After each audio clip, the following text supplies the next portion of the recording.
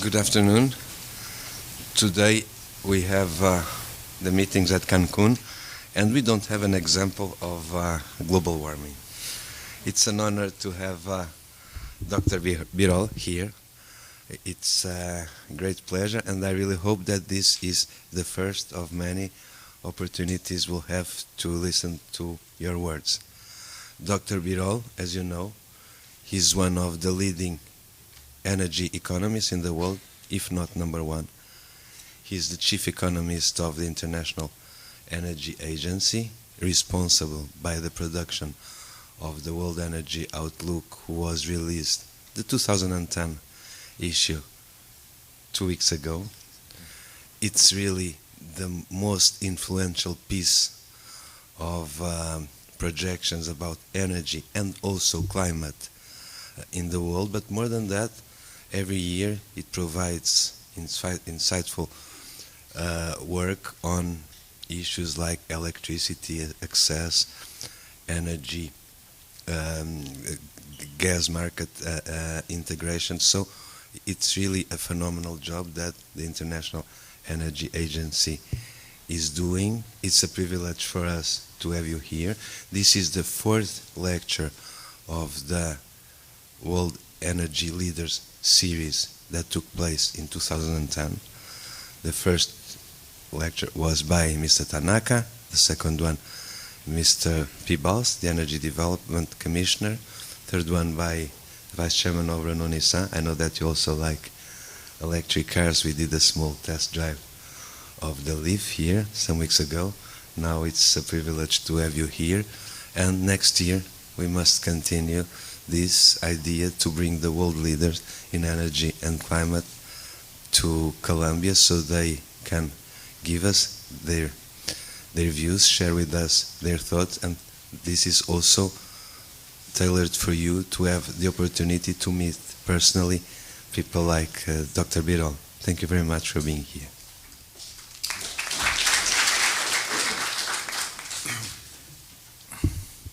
So good afternoon, ladies and gentlemen. Thank you very much for this kind invitation. Mr. Pinho, I know your work. I follow your work when you were a minister. It is easy to write books, make projections, but it's more difficult to implement certain things. The success you had with the renewable energy is, of course, of great example. Both Mr. Olayanik, my colleague from the IEA, and myself are very happy to be with you here today. What I would like to do is to share with you some of the key findings of our study. It's a big study, about 700 pages, you will see. I will just pick up a few things and would like to afterwards discuss with you your comments, your questions, anything that comes to your mind. I will be very happy to discuss them with you. I know that not all of you are working every day on energy issues, but energy is a very important element which helps us to understand many things we see in television, some of the government decisions.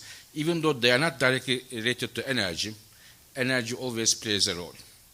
Energy and geopolitics, energy and climate change, they are more and more interwoven.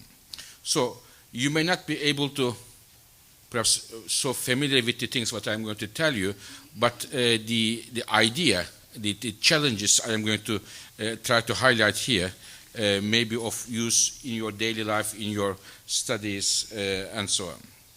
I will have two parts of my presentation. The first part, I will talk about the energy markets, what is going on, what is the role of some key players there. And the second part, I will talk about climate change today. Now, let me start by telling you that we are going through very uncertain times in the energy sector, unprecedented uncertainties. It is always, there's a lot of uncertainty about energy, but nowadays there are major questions. And I chose 5 of them for you, which I thought are the most important ones. The first one is the economy. The economy is the driver of energy demand and supply. How much the energy demand will grow is a function of economic growth in many countries. In 2009, in many countries, including the United States, we saw a decline in the energy consumption, and this is mainly because of what happened in the economy. Again, many investments cannot be carried out because of difficulties to access the finance in many cases. So how the economy will evolve in the next years to come is a key uncertainty for the energy sector. The second thing is on the oil markets. You will see my conclusion about our work is that the age of cheap oil is over. The age of cheap oil is over. We, as the governments, as industries, as drivers of cars, we have to understand that even though there may be zigzags in the oil prices, the trend will be rather it will be an increasing one. So this is, of course, a rather worrying trend, especially if you are a consumer of oil. And as I will try to explain you, the impact of oil prices on the demand and the supply of oil will be less and less pronounced in the future. I will explain that in a couple of minutes. So the second thing is oil prices will increase, but how much it will increase and what will be the reaction of the consumers, of the governments to high prices is rather uncertain. The third uncertainty is on the natural gas side. We see a major penetration of natural gas in many markets in the world, and it has a lot of implications on gas exporters, implications on renewable energies, because the gas, if there's a lot of gas and if it is cheap, it makes the life more difficult for renewable energies to compete with the cheap gas. It has implications on climate change. How much gas will penetrate the markets is a big uncertainty, and I will try to discuss that. Fourth, climate change. Energy is responsible 2/3 of the emissions that lead to climate change, 2/3. So, if we want to find a solution to climate change, we have to transform the energy sector. Otherwise, no chance whatsoever, whatever you do with the rest. And the decisions which will be taken to address the climate change will affect the energy sector profoundly. But the question is whether or not those decisions will be taken, or if they are taken, how strong they will be to transform the energy sector. So impact of climate change, decisions on energy sector, again, uncertainty. Fifth and last one, and for me the most crucial one, is how will the emerging countries and their energy sector will evolve. You will see, I'm going to describe you the importance of the emerging countries in the global energy demand growth. And if you ask me, there are 5 countries which are key here in terms of the global energy demand growth. Namely, China, India, and Middle East. So these are the 5 countries in terms of the significance. And the decisions which will be taken in those countries will not be only important for the countries, for the people who live there, but for all of us, whoever we live, wherever we live, whatever job we do, whatever sector we are working on. And I will try to give you a couple of striking numbers in that respect. How the Chinese decisions will affect, or decisions in India will affect our energy future. Now, let me start with telling you how the global energy demand will evolve. Now, OECD countries, I don't know if you are familiar with OECD, these are the so-called industrialized countries, the US, Canada, all European countries, Japan, Australia, New Zealand, and Korea.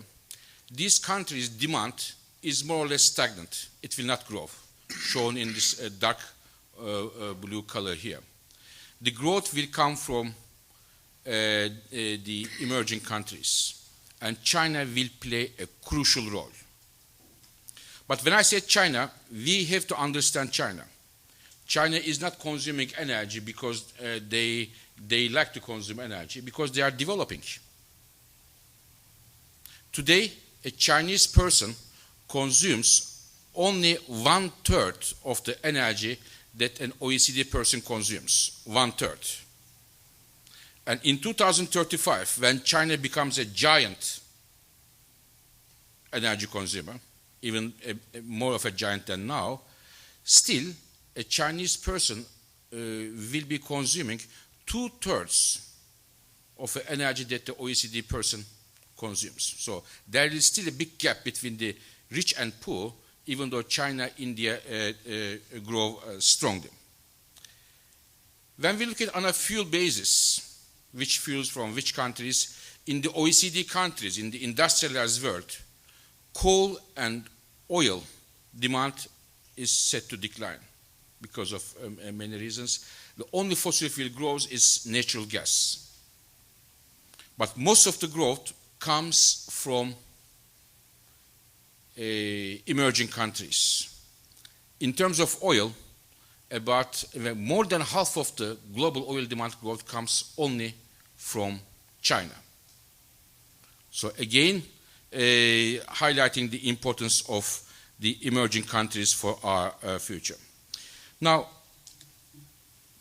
again, when I say emerging countries are the drivers and the growth, there are three reasons of that. One, their economy is growing.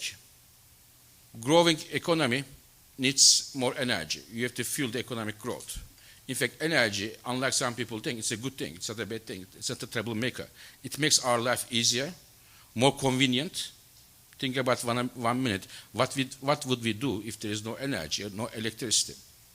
So energy makes our life easy, and when the economies grew, Chinese and Indian or the others, they need energy, as did the OECD countries in the past. Okay? This is one reason. The second, population growth. More people, more energy. This is very normal. They need more energy and their populations are growing. But there is a third reason, which is not good, why energy demand is coming so strongly from those countries. Namely, there are substantial amount of fossil fuel subsidies in many countries. And they are so cheap, the energy products are so cheap that the people use those products in a wasteful manner. I mean, think about your lives. If something is very cheap, very, very cheap, you don't use it so carefully.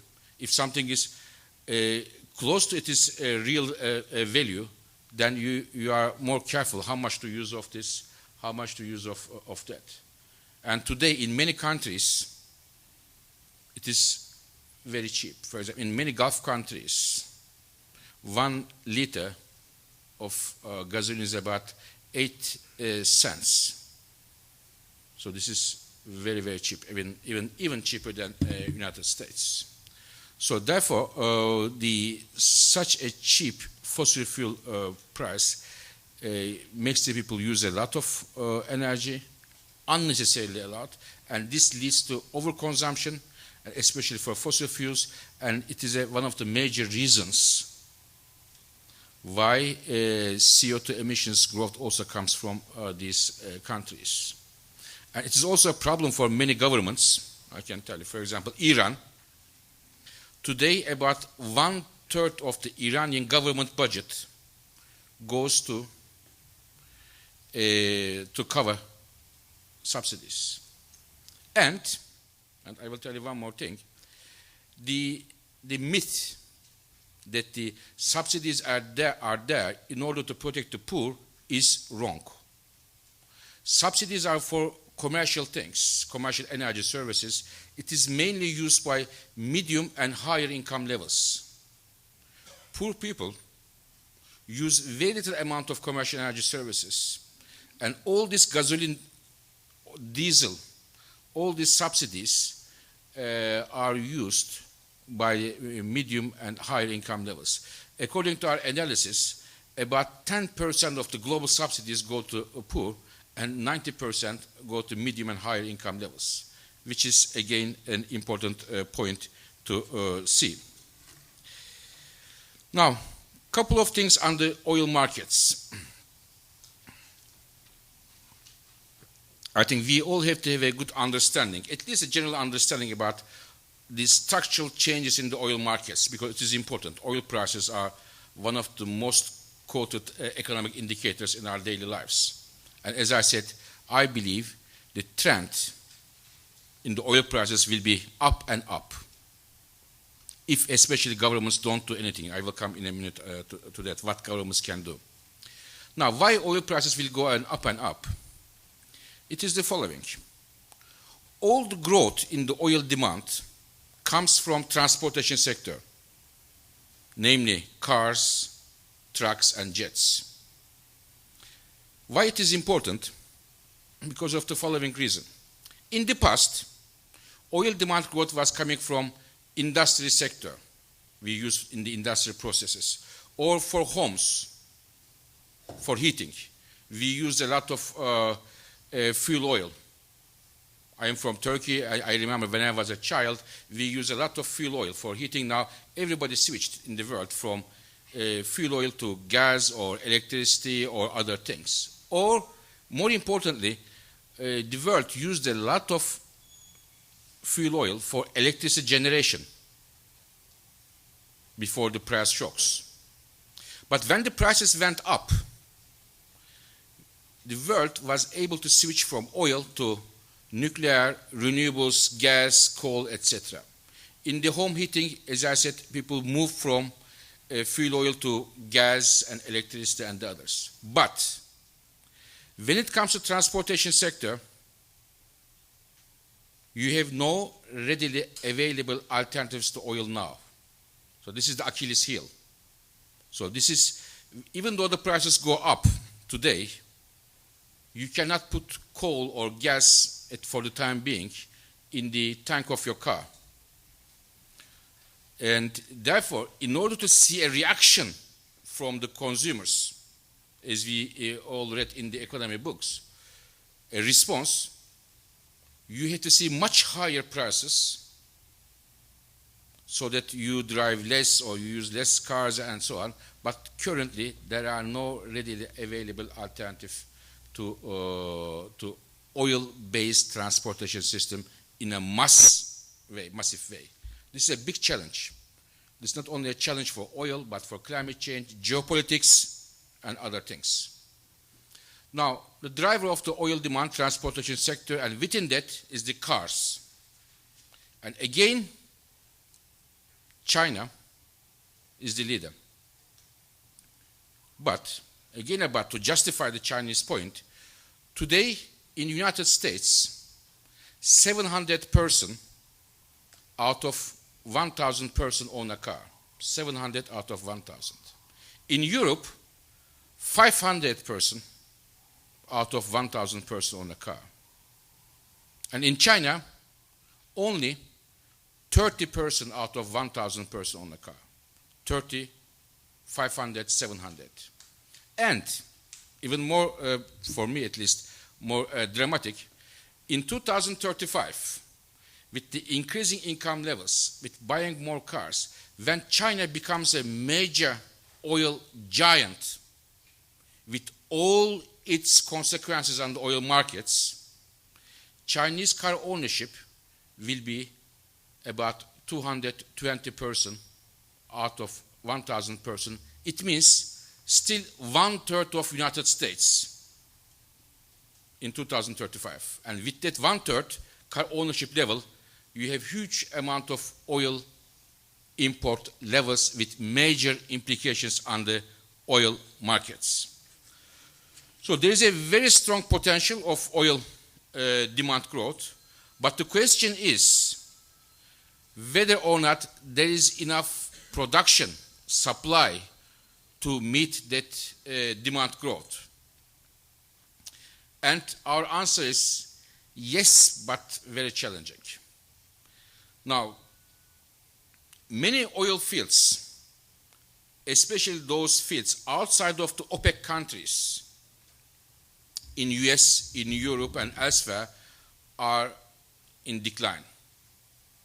Oil fields are like human beings. They are very strong in the beginning of their life, and then when they comes to their maturity, they come to their peak, but after they become a bit tired, and their productivity declines.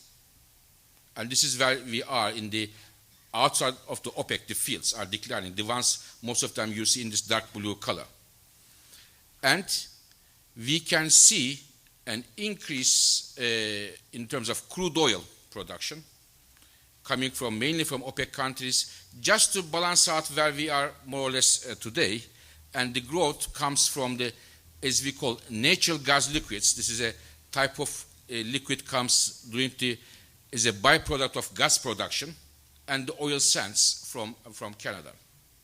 So this will make the supply growth, but again, it will be more and more difficult to bring the oil to the markets for many reasons, including that the so-called marginal barrel who sets the price will be more and more expensive. Which countries will be able to increase the production growth? Mainly OPEC countries. Okay? Mainly OPEC countries. OPEC's share today is about 40% in the global oil production, and it will be 52% in 2035. That level we have seen only once. It was just before the first oil price shock. And within OPEC, Saudi Arabia and Iraq are very important. Saudi Arabia, we all know they are the most important oil producer and exporter of the world, but Iraq is crucial.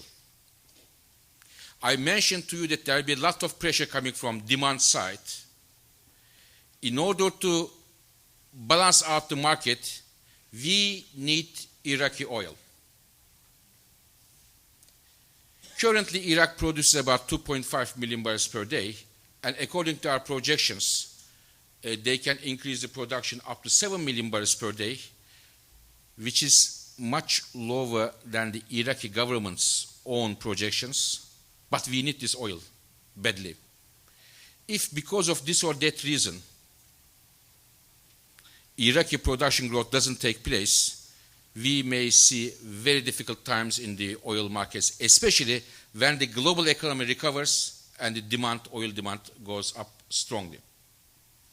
What could be this or that reason that the Iraqi production doesn't grow? The main problem to me is the political stability and security in the country. If this is not established, then it will be difficult to see that production growth coming. Of course, there are some other issues such as infrastructure issues, logistic, availability of water and other things, but Iraq is very important. Also, there are some other countries which are key outside of OPEC. We must also mention them. Brazil, especially deep water offshore, Brazil is very important. Very impressive growth is expecting Brazil. And together with Kazakhstan and Canada. But, as I said, the most important development is what will happen in Iraq, according to our projections. If everything goes well, in 5 or 6 years of time, Iraq crude production will overtake Iran, and Iraq is set to become a big, major exporter with all its consequences. Now, let me move from oil to another fuel, which is gas. Gas demand will grow substantially worldwide, but the drivers are China and Middle East. Bulk of the demand will come from these two regions or two countries.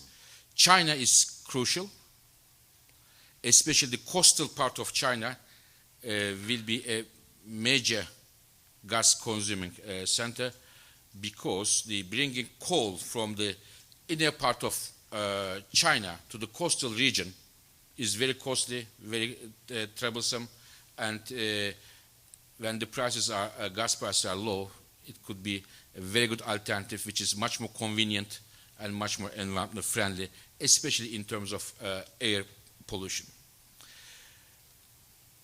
We have seen a major change in the US gas market. Unconventional oil, as we have predicted some time ago, is becoming more and more important in the global gas markets, and we expect what we have seen in United States, we may see, if not at that level, but at a lower level, unconventional gas production growth coming from China, Australia, Indonesia, Malaysia, and other countries, and about 1/3 of the growth will come, one-third of the gas production growth will come from unconventional gas resources. Now, again, last year, when we published our outlook, we came up with a prediction, namely, there will be a gas glut. What does gas glut mean? So much gas in the markets, more than you need, which should depress the gas prices. And as we have predicted, gas glut is here. And now our prediction, or our expectation, I should say, we will have this glut, a lot of gas in the markets, about 10 years with us. Perhaps not as big as now, the surplus capacity, but there will be more than we need if there is no major surprises in the global economy, will be with us 10 years. And, ladies and gentlemen, this has profound implications for the everybody in the market. First of all, in many parts of the world, except for United States is a exception here, as in many cases, the long-term gas prices are indexed to oil prices. So when two countries make an agreement, I will buy gas for a European country or an Asian country from company X or Y, they say, okay, 40 years I get your gas, and they make an agreement on how that gas price is formed. Up to now, it was indexed to oil prices. When oil prices went up, gas prices followed. When oil prices went down, gas prices went down. Now, however, since there is a lot of gas in the market, which is in form of LNG, liquefied natural gas, which is sold as a commodity in the free markets, there is a lot of them. Why? Because everybody thought that United States would buy a lot of gas before US has this unconventional gas boom a few years ago, and many exporters started a lot of projects to sell it to United States. But US doesn't need it now. But the projects are coming, and they are looking for buyers. So there's a lot of LNG in the markets. LNG prices are low. And as a result of that, there is a growing divorce or separation between the gas prices linked to oil prices in the long-term contracts and gas sold as LNG, liquefied natural gas, by tankers and so on in the free markets. So what is going on, what is happening now, many companies do want to have the new long-term contracts linked to not only the oil prices, but other elements as well, which makes their hands stronger. So gas gluts make the hand of the gas importers stronger. Gas exporters rather have to negotiate with them. A new era is starting in terms of gas contracts. Another implication, a major implication is, as you know, gas emits half of the CO2 emissions of coal. And it is easy to build a gas-fired power plant, use it at home for heating. So what happens is that when gas comes out cheap, it is creating problems for the competitors. What are those? Coal, I mentioned. In the United States, today we expect that a lot of coal-fired power plants, naturally, they are going to retire. A coal-fired power plant has a lifetime of 50 years or so. We expect about half of the existing coal-fired power plants will retire in the next 20 years of time. And there is a big opportunity to replace these coal plants by gas, renewables, and the others. But gas becomes a very important alternative and creates a problem for coal. Plus, it creates a major challenge for renewable energies as well. This is, I will come in a minute on renewables, but gas, cheap gas, is a difficulty for renewables in many markets in the world. When I talk about coal, let me put the things in a context. When we live in the western part of the world, we think coal is a declining fuel, which is the case in the OECD countries, as you see in the blue here. But if you look at this picture carefully, you see that the growth of coal is coming from China. About 600 gigawatts, and this is on the modest side. What does 600 gigawatt means? It may not mean much to many of us. It means the current capacity of US plus all European countries plus Japan put together, China will build in the next 25 years in terms of coal capacity. And this has major implications. I am not sure that everybody is interested here about the coal markets and coal prices. I can explain if you wish later on. This is a major issue, by the way, this growth of coal in China. But another one, which may be more interesting for many of you here, is that the carbon dioxide emissions coming from the Chinese coal plants, I'm not saying from China to total, only Chinese coal plants coming from there is 1/3 of the global all total CO2 emissions. Only Chinese coal-fired power plants, 1/3 of the world CO2 emissions, highlighting the importance of China and coal. Let me go to another fuel, renewables. As I said, a major success story was materialized by Professor Pinho before. And we see, like in Portugal, in many countries in the world, renewables are becoming a mainstream fuel. They are moving from being one of the small roles in the energy movie, becoming one of the main actors in terms of their shares. In electricity generation, for example, today the share of renewables is about 18–19%. In 2035, they will be, in our likely scenario, they become about 1/3, so which is a very significant share. It is hydropower, it is solar, wind, and others. And of course, this is a very good news, especially coming from Europe, US, and China. This is a very good news for climate change, because they don't emit CO2 emissions, and also it is very good for in terms of the energy balance, because it's domestic technology of each country. The wind is you don't need to import wind. This is very good news. But unfortunately, the news is not all pink. You need a lot of support for renewable energies in most countries. According to our calculations today, about 57 billion US dollar is needed in order to support those renewables, and the subsidies are need to increase with the increasing amount of renewable energies worldwide. Now, I am sorry to say that as the many countries are struggling with strong budget deficits in the world, I will not give the example of Portugal now, I gave it for renewables, plus the natural gas being cheap, life for renewables are becoming more and more difficult. many countries in Europe are discussing whether or not they should remove the renewable subsidies.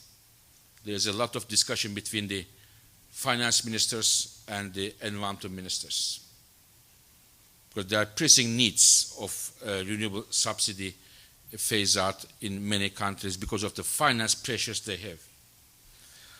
But one shouldn't forget that if you remove the subsidies or support from renewable energies over the board and very strongly, it may be very difficult those renewable industry to come back to the picture again, because renewable industries are not as mature, as well established as the oil industry or nuclear industry or others. If they get a strong hit, it will be very difficult for them to get back.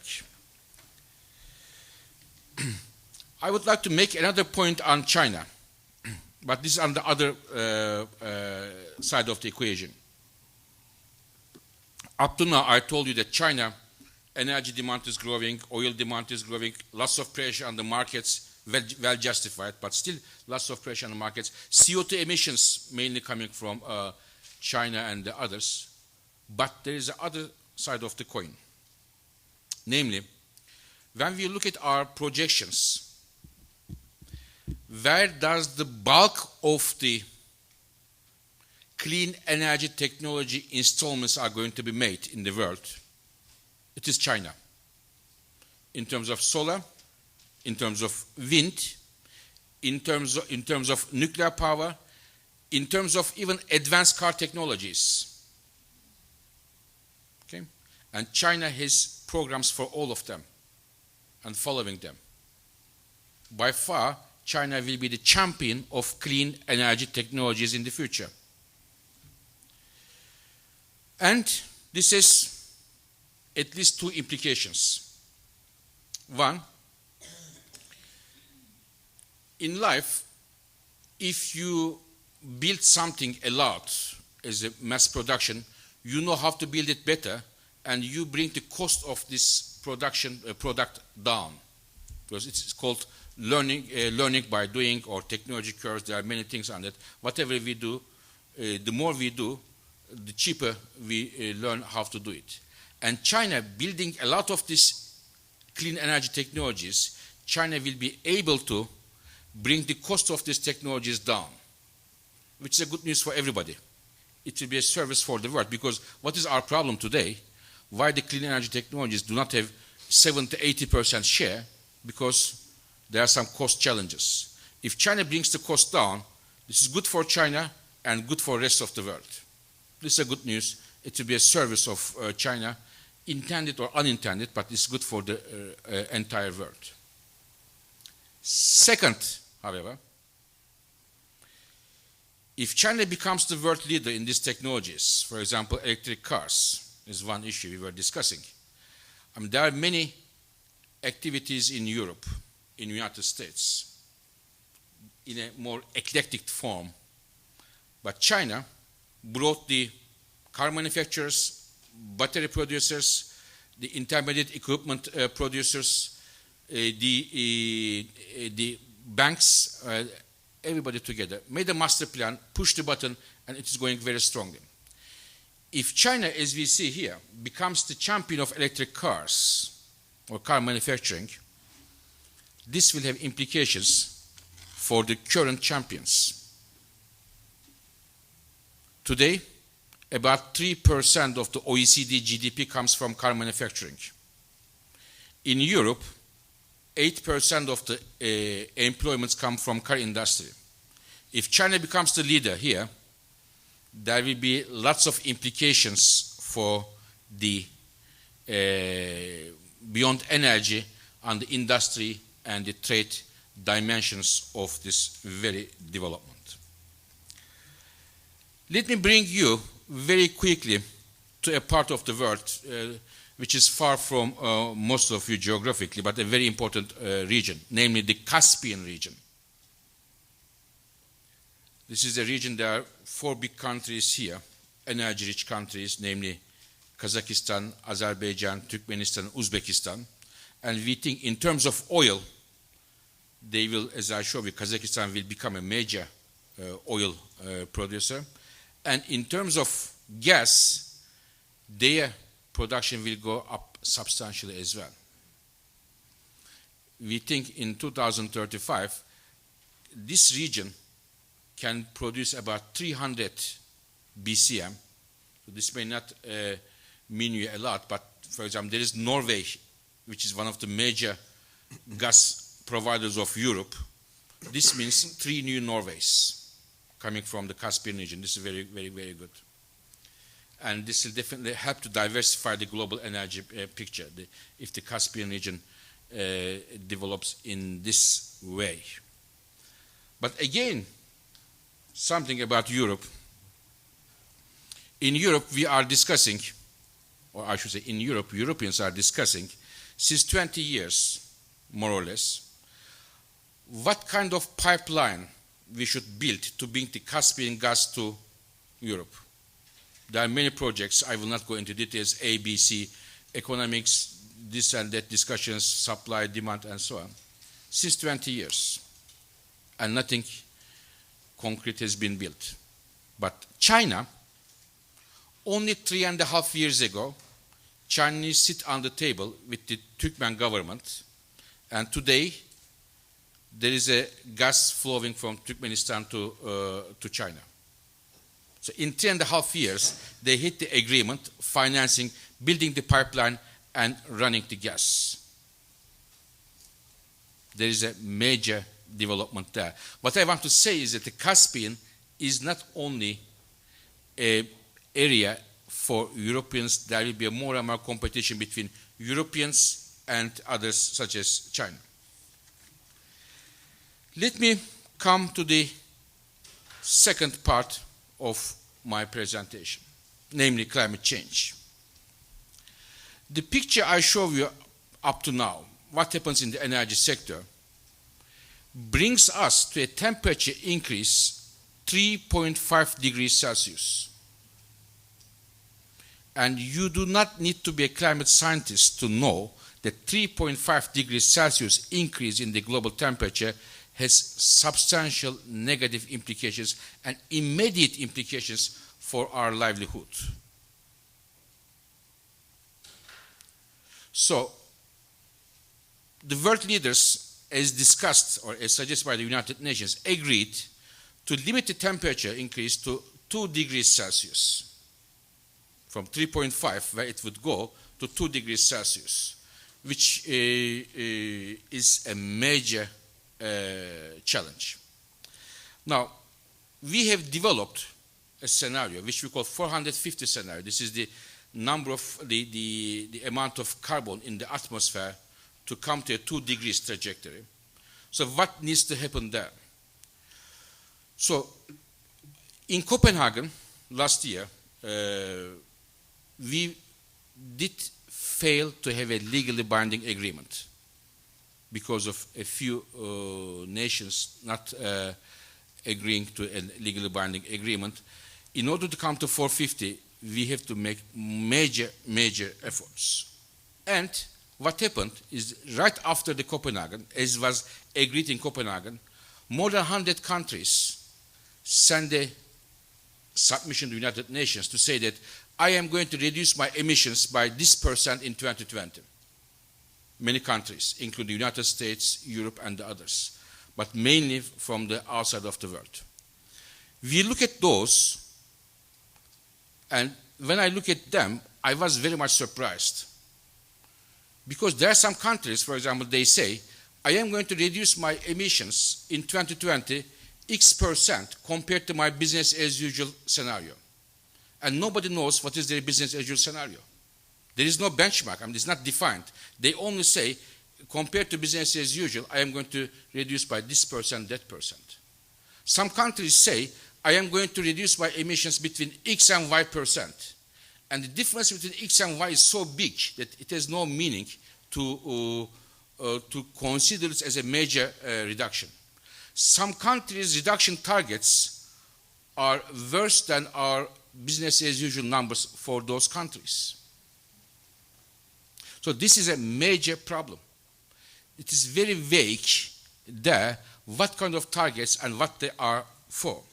And we think the delay that is taking place in having a legally binding agreement in Copenhagen cost us a lot of money. We calculated this to about $1 trillion US. And what is the problem? The problem is the following. 1 trillion is not so big when you think the global money we have. But why we cannot have an agreement in climate change? In fact, everybody wants to have solve this problem. Nobody is against it. The problem is it is expensive, and we don't know who is going to do how much responsibility. There's a problem there. But the later we have an agreement, the more expensive it will be, and the more expensive it is, the more difficult it will be to have an agreement. So we are going to a deadlock, and it is very, very dangerous. To show you how challenging the problem we are facing is an indicator called carbon intensity, how much the carbon is improving each year. Currently, in the current conditions, it improves about 1.4%. If all these targets set in after Copenhagen in a voluntary basis, they are not legally binding, by the way. If those countries don't reach those targets, nobody can say, why don't you do it? Because it's a voluntary target. So, if you take the most the stringent targets in that submissions, then the carbon intensity will need to double. It comes about 2.8%, and for 10 years, which is very, very challenging, because in our lifetime, we had only 1 year, 2.5% improvement, which was right after the first oil price shock. And it is not enough, then we have to double again between 2020 and 2035. So compared to today, we have to improve our efforts by 400%.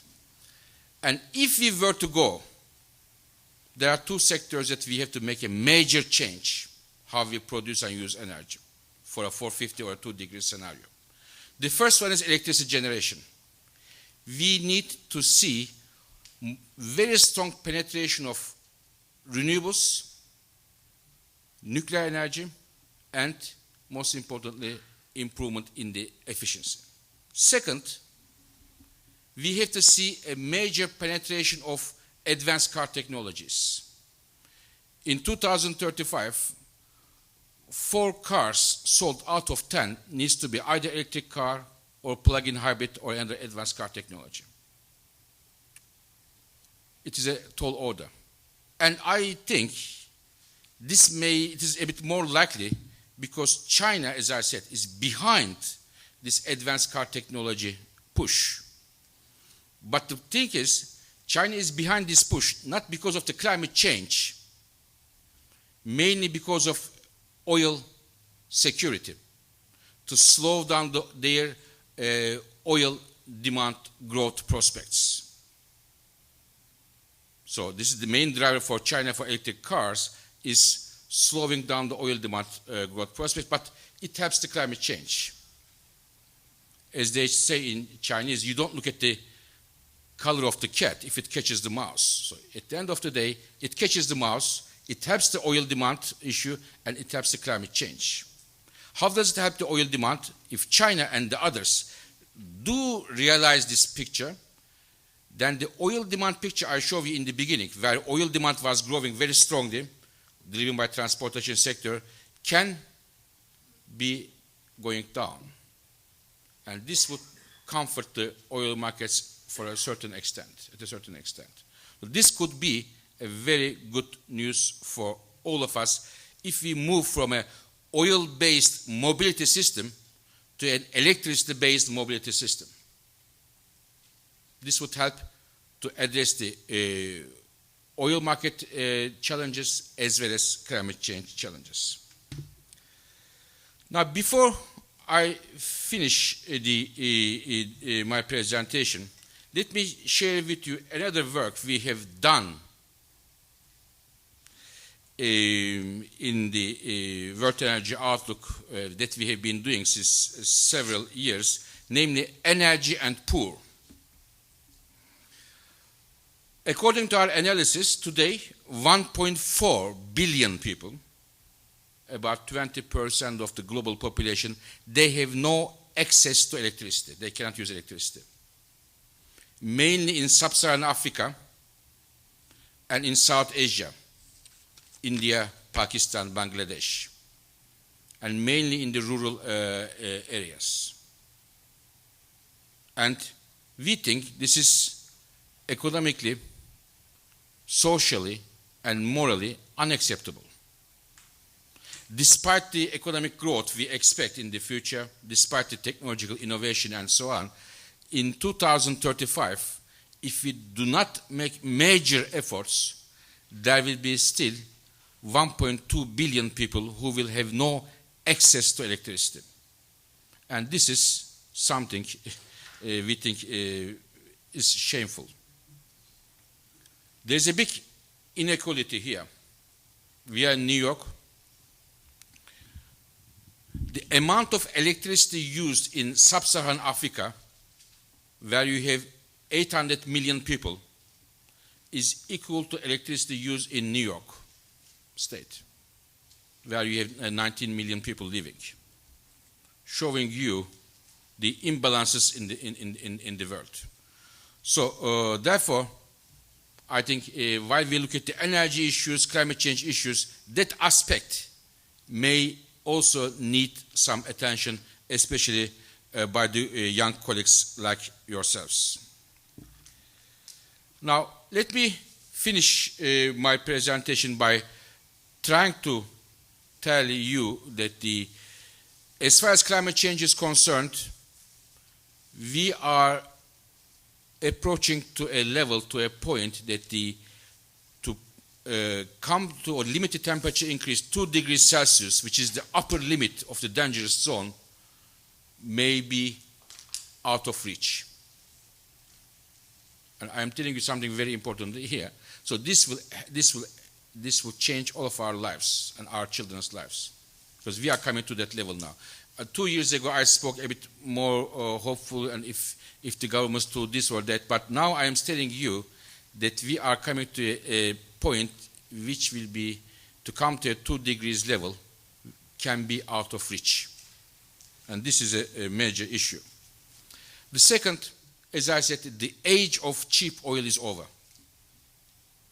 The consuming countries, consumers, can only change this picture by having major technological transformation in the car industry, moving away from an oil-based transportation system to an electricity-based transportation system.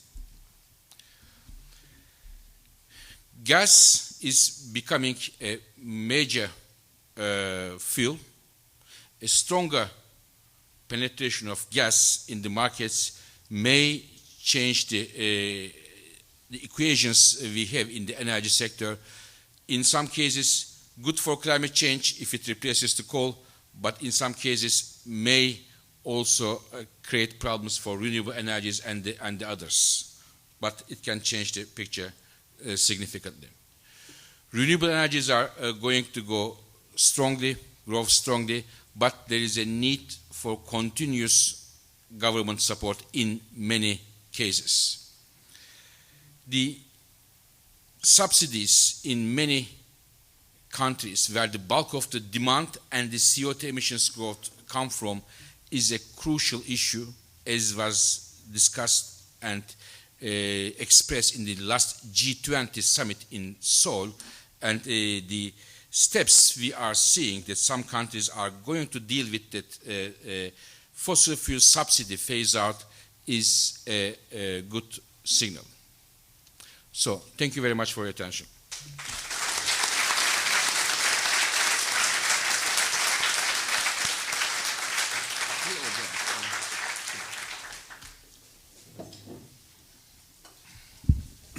Thank you very much, Dr. Birol, for your extremely interesting lecture. Now, I would ask those of you who may want to raise some questions, please. So, may I ask one No, question? first, Professor Abdossan, okay?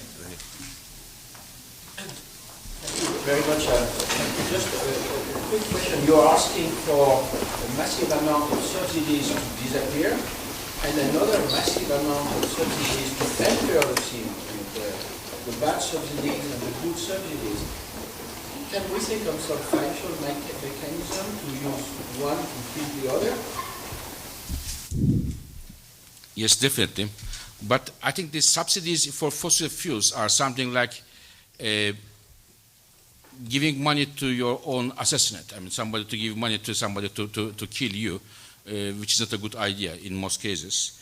So therefore, I think the fossil fuel subsidies are making our energy system insecure and increasing the carbon dioxide emissions. Whereas the subsidies on the renewable side, in most cases, again, not in all of them, but in most cases, they help to push a technology which helps to address both of these problems, energy security and climate change. But globally, to think of a system to get the money from fossil fuel subsidy phase out to renewable energy, a global system is difficult, but it is possible in a national government context. Thank you, Dr. Birol, and thank you, Professor Pinho, to provide this such a wonderful opportunity for Columbia student.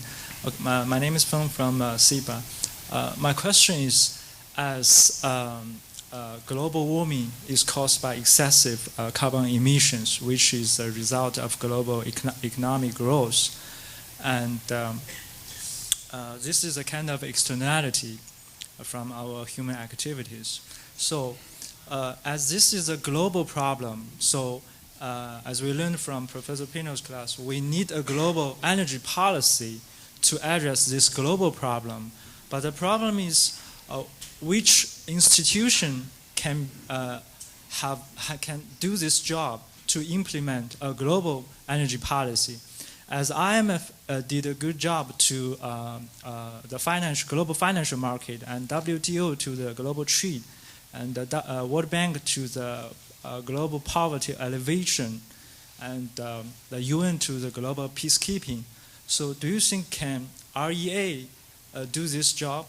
And if the REA has a potential, can do this job, what kind of reform that REA should do? Because we are, now we perceive there is a huge mistrust between the developed countries and the developing countries in this in the excessive carbon emissions. So what kind of reform that REA should do to overcome this difficulty? Thank you.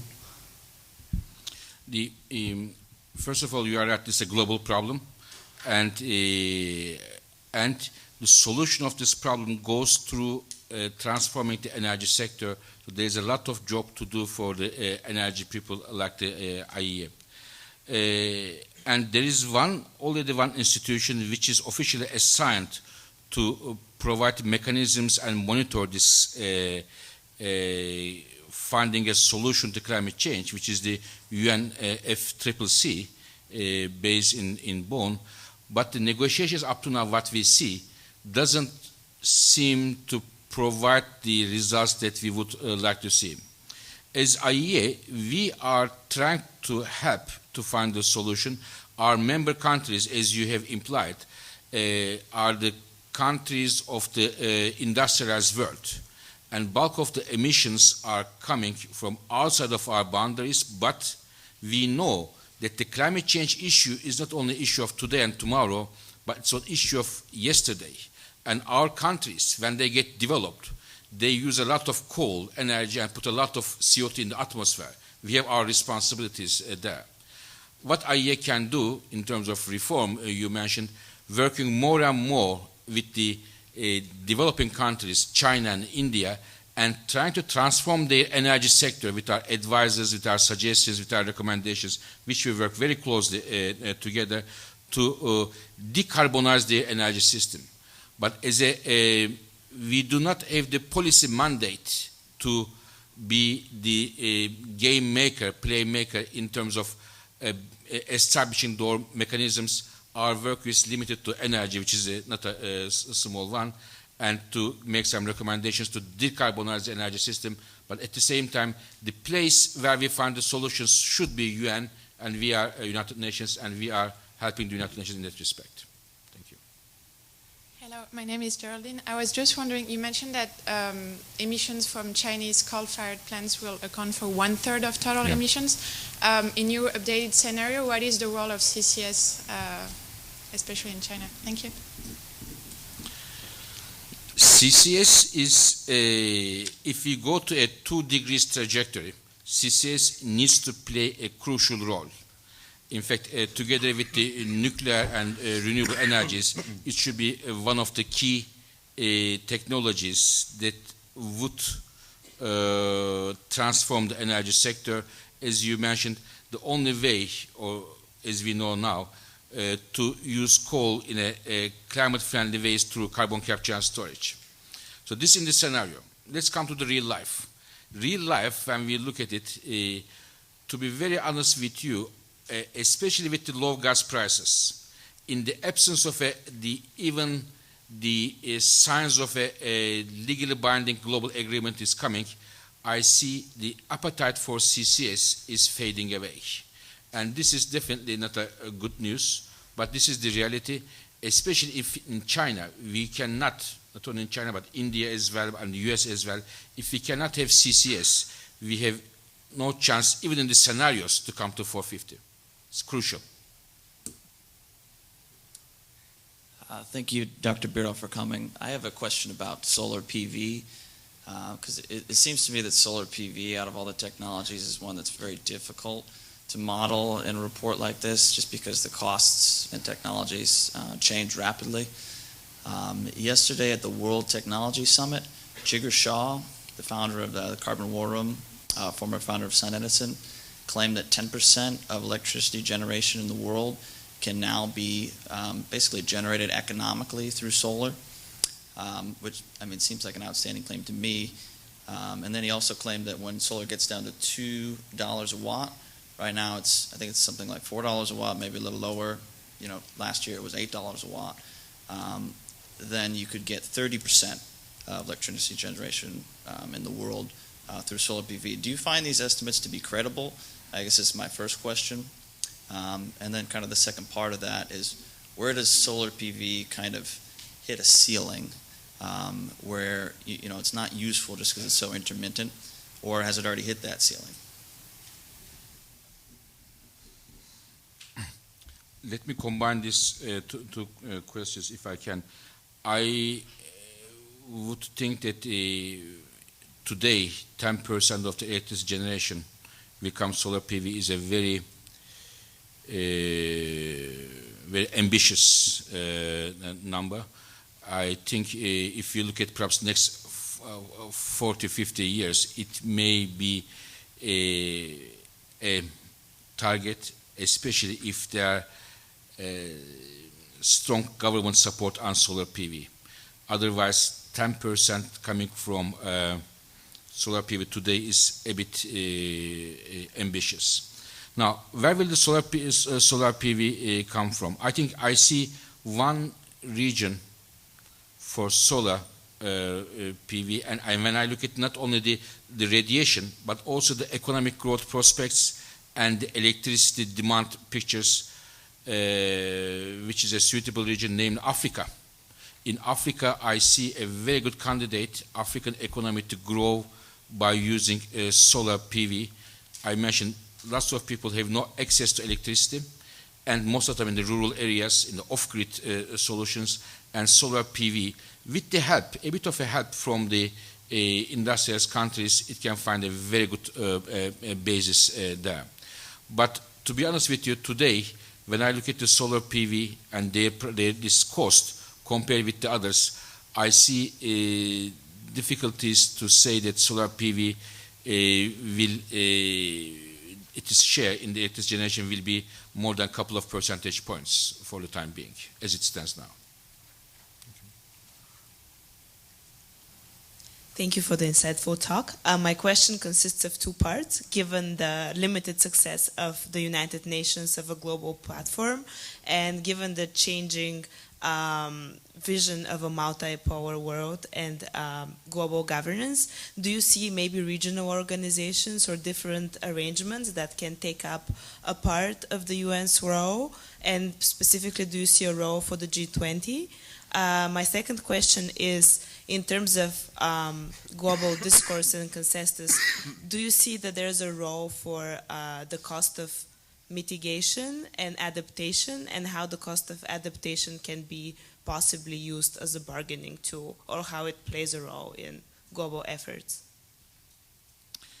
As I mentioned, I think the United Nations is, and I believe should be, the main forum to negotiate and try to have a legally binding agreement in the climate change discussions. There may be other platforms such as G20, which is very important.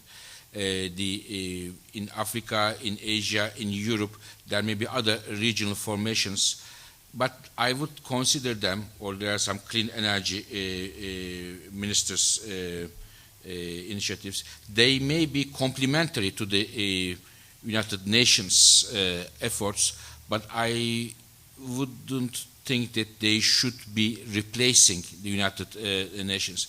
We should still push the United Nations as the main body where we find the solution, even though it is very, very hard. If we don't have the agreement, we shouldn't let the things go. So we shouldn't leave it to the destiny, and we should just sit back and watch the situation. We should, in each country, we have to put new programs in place. There is another driver. When I tell you this, the solutions for climate change, in fact, in most cases, if you implement those changes, it is also good for energy security, oil security. I give the example of electric cars. If you do that, it is good for even if you don't have a global climate agreement. If you go for electric cars, you can bring your oil import bill down. Or other side benefits, such as in many developing countries, when we talk about environment, it is not the climate change people think of. It is more the pollution, the air pollution in the city. And if you go from, for example, coal to renewables or to gas or other things, you reduce the pollution down. So there are other drivers to reduce the CO2 emissions than having a global agreement.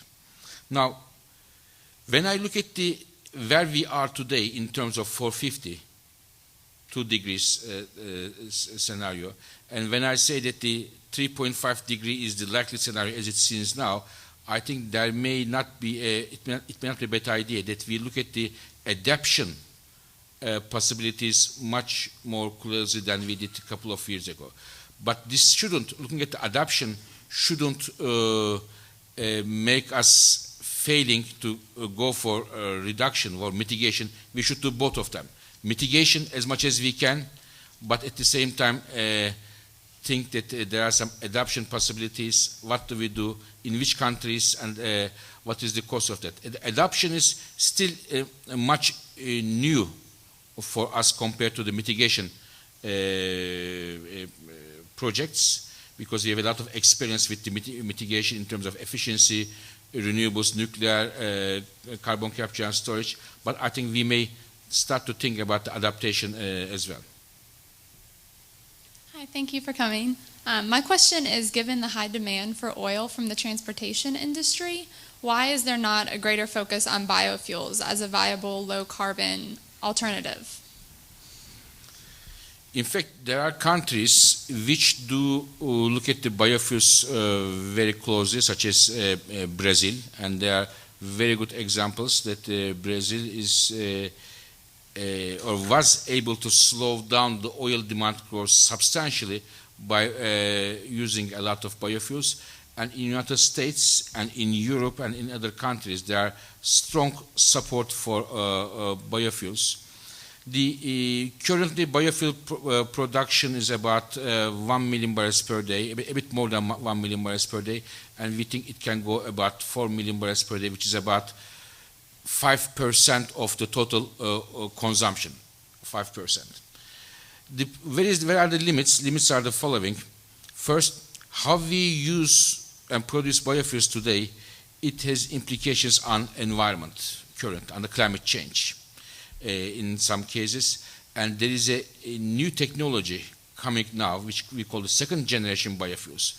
Getting biofuels from lignocellulosics, which would help to make the biofuels more sustainable, first of all, and second, can bring the cost down in the future. There's a cost problem, it can also solve that problem. So if we go very strongly about biofuels, we may also think that, especially with this technology, we may have environmental and food implications of those technologies, but we still expect that the biofuels share will increase slightly in the future, but it will not be a game changer because of these problems. Cameron Agassi, Center for Energy, Marine Transportation and Public Policy. Fatih Bey, thank you for excellent presentation. My question is regarding gas. You mentioned that there is abundance of gas for the next 10 years. I just wanted to clarify whether there is when we talk about gas, is it only LNG? And what's happening in Eurasia, particularly European gas markets. And the second question is actually related. So if we assume that there is an oversupply of gas in the next 10 years, does it mean that there will be underinvestment into upstream projects in gas? And what's happening after 2020, basically? Thanks. Excellent. So, yes, there will be a gas glut for about 10 years again if there is no strong demand growth coming in Europe and elsewhere. And this may be the case.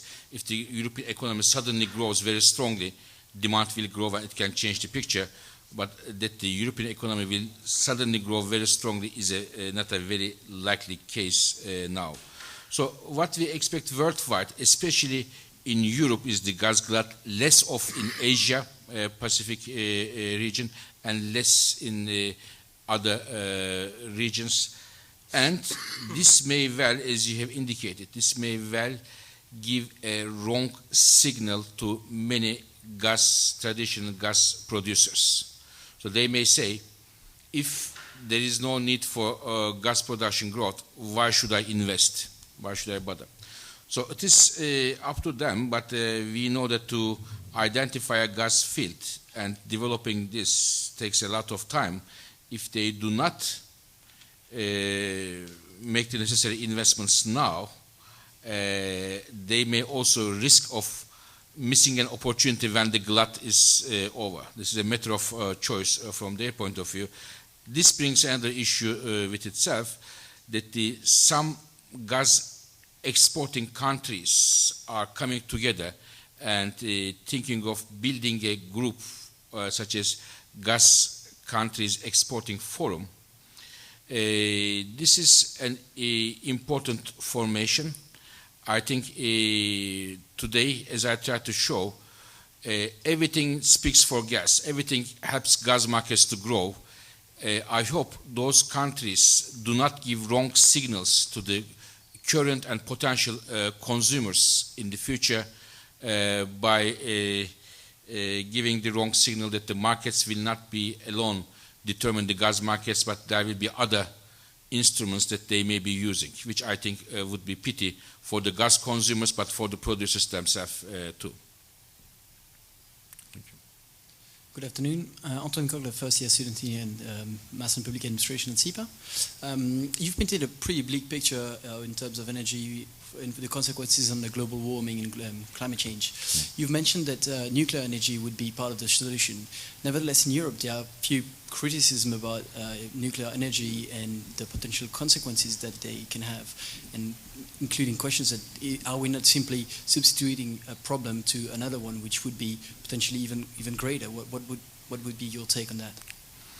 Nuclear energy, I would think, could be a very instrumental part of the solution. And but when I look at the nuclear energy growth prospects, I see two different worlds. OECD countries and the rest of the world. Today, we have about 60 nuclear power plants under construction worldwide, and about 30 of them are in China, and the rest is in India, Russia, and other countries. There are very few nuclear power plants built in Europe and elsewhere for at least two reasons. One of them you mentioned, the public opposition in some cases, or in most cases, and the second, building a nuclear power plant is rather a costly deal. Building one nuclear power plant is about perhaps even over $6 billion first down payment you have to put, and when the markets are liberalized, deregulated, it is very difficult to put that money on the table, especially when the economy is going through difficulties. But there are some countries in Europe changing the nuclear policies. In Germany decided to, some years ago, phase out the nuclear power plants, but made a U-turn. They extended the lifetime. In Belgium, Sweden, again, the nuclear policy change in favor of running nuclear power plants. Italy, with referendum 1992, they banned nuclear power plant construction. They are now going back to, wants to build a nuclear power plant. Poland, Turkey, they are going to build nuclear power plants. So there are some signals in Europe as well, but the pace is far from strong enough to being a major instrument to address the climate change in Europe for nuclear power. And I personally think it's a pity, because nuclear could really be a very good part of the solution. Hi, good afternoon. My name is Erika. Thank you very much for this important lecture. I am from the Earth Institute, Masters of Science. And my question is also regarding natural gas. If you could share a little bit of your position on the environmental impact on the extraction of natural gas, and just your position on this. Thank you. Now, natural gas has two types of environmental impact. One in the local, there are some local problems in terms of the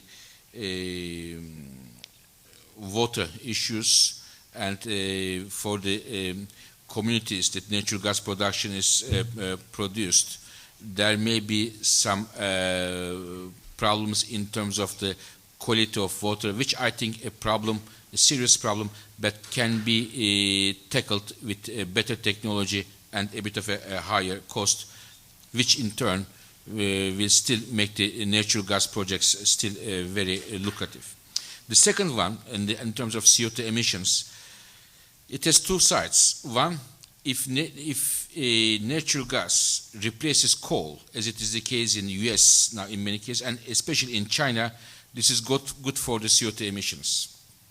But if it is blocking the way for renewable energy, or making the CCS countries losing their appetite because it is cheap, then this is not a good news. The overall impact, if you look at the plus and minus, I think overall impact will be still on the positive side. We may see that the natural gas is helping us to reduce the CO2 emissions, but far away from the levels that you would like to see, this 2 degrees level.